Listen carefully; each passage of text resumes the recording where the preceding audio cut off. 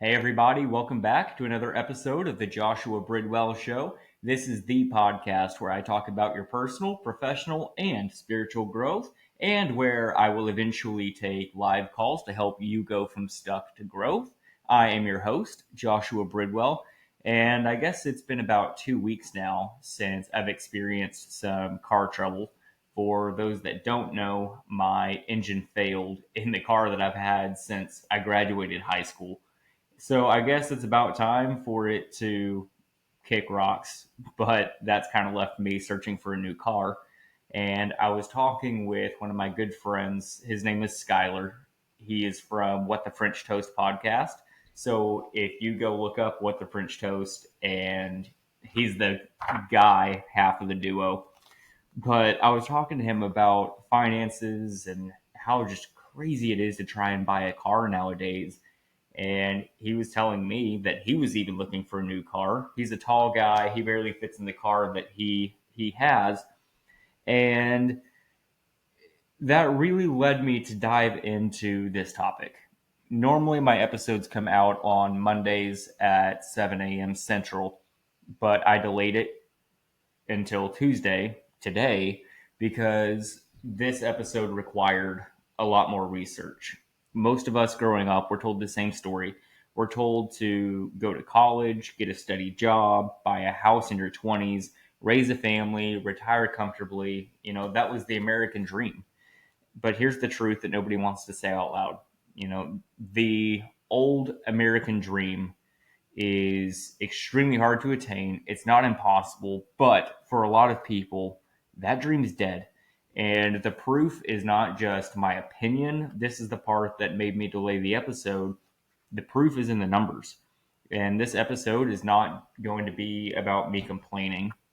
It's just about seeing reality clearly so that we can actually focus on building a new dream that fits into the world that we live in now, the direction that the world is going.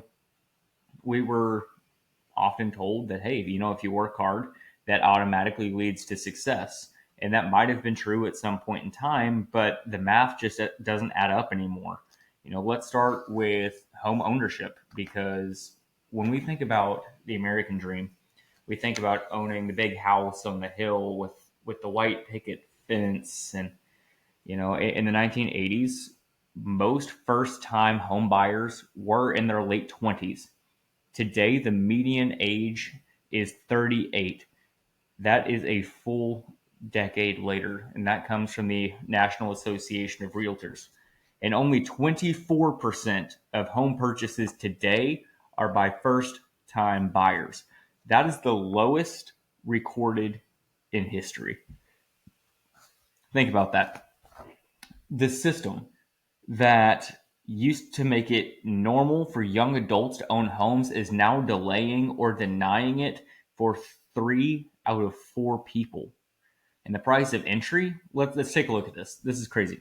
The medium home in America now sells for $415,200. That is also according to the National Association of Realtors, and that is up 30% in just 5 years. Meanwhile, the 30-year mortgage rates hover around 6.2%, which is roughly double what they were back in 2021. I know that interest rates are on a cycle. They go up, they go down, but everything is trending up right now. And so that same house that used to cost your parents, 2 or 3 years of income now takes about 5 to 7. Now, speaking of income, let's talk about that. The average American household makes around $83,730 a year as of 2024, according to the U.S. Census Bureau. And that sounds like a fine number, but you also have to take into consideration inflation. Groceries, insurance, rent, gas, all of it has risen faster than our wages. And even with pay raises, your purchasing power, which is your disposable income, it really hasn't increased since before the pandemic. And then there's debt. These numbers are scary. They should scare you because this is crazy. The average American household owes roughly $152,000 across mortgages, car loans, and credit cards.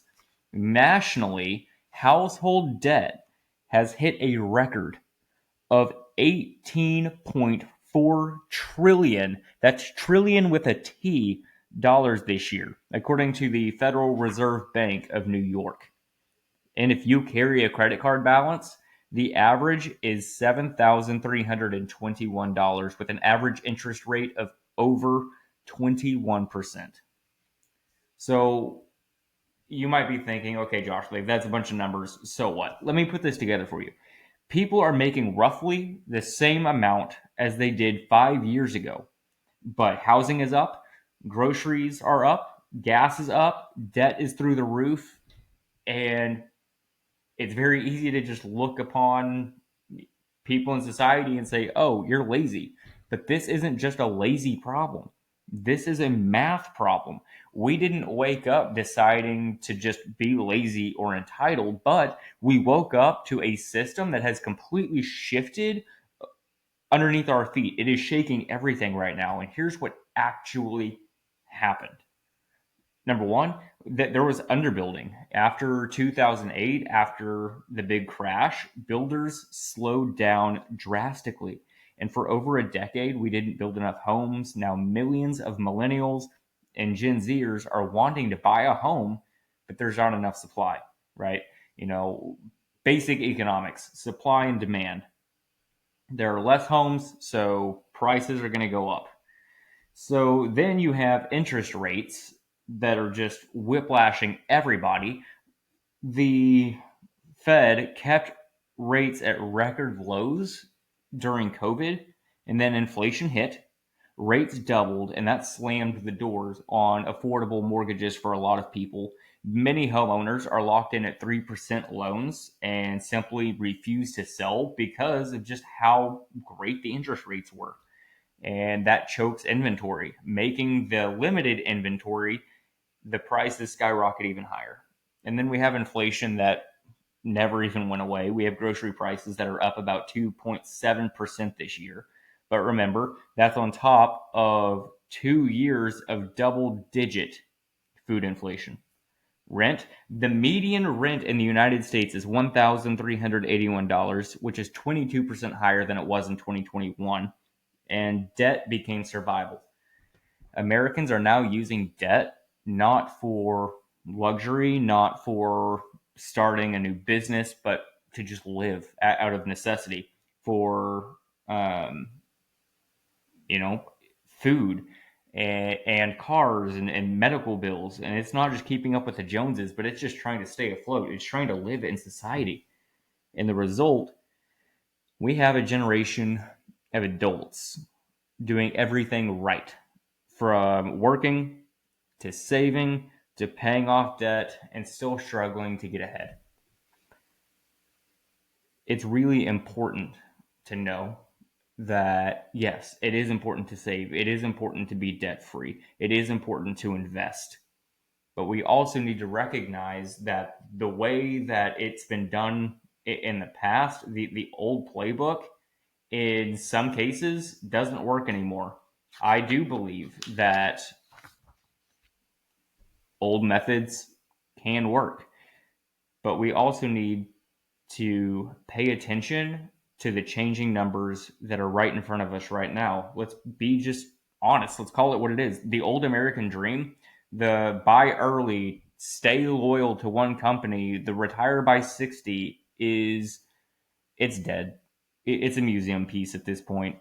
It was built for a time when a single income could support a family, when healthcare didn't try to bankrupt you, when college didn't leave you buried in debt, which, if you are somebody that is in college or somebody that would like to attend college, apply to as many scholarships as you can. Do whatever you can to make sure that you go to college debt free, because my wife and I did not do that. And we have a lot of student loan debt that we're trying to clean up right now. And It was also made for a time when your home was an investment and not just a financial anchor. But that's not the reality anymore. If you're still trying to live out your parents' dream in today's economy, you're running a marathon on a treadmill. Moving is hard. You're not really going anywhere. And here's the controversial part: it's not always your fault. It's not all your fault. It's also partially the system's fault. You didn't break the game just changed. But here's the good news: just because the old dream died doesn't mean that you can't build a different dream, and in some cases, a better dream. Because the new American dream is not necessarily about owning the white picket fence. If that's what you want for your life, go for it. There are ways to get there. You have to be disciplined, you have to be focused. It's not just about working hard, but it's about pulling the right levers. But the new American dream that I'm talking about right now is not about the white picket fence. It's about owning your time, it's about your skills, and it's about your freedom. Freedom is not a luxury, it is a right. It is breathing room. If your expenses eat every paycheck, you're not free. I'm a financial coach. I'm a Dave Ramsey trained financial coach. And I tell people that all the time. The borrower is slave to the lender. If your expenses eat every piece of your paycheck, you're not free. You have to build margin. You have to cut the fluff. You have to pay off toxic debt, and you have to create a buffer. If you can create a 20 to 30% gap between your income and your expenses, you're building power. You are experiencing more peace financially. And honestly, that's a huge win. You also need to understand that resilience equals skills plus opportunity. A single job isn't security anymore. It's vulnerability, actually. Learn skills that travel, which I like to call soft skills. You have hard skills that are job or company specific, but soft skills are transferable. Things like leadership, sales, storytelling, content creation, AI literacy, and the way that the world is going right now.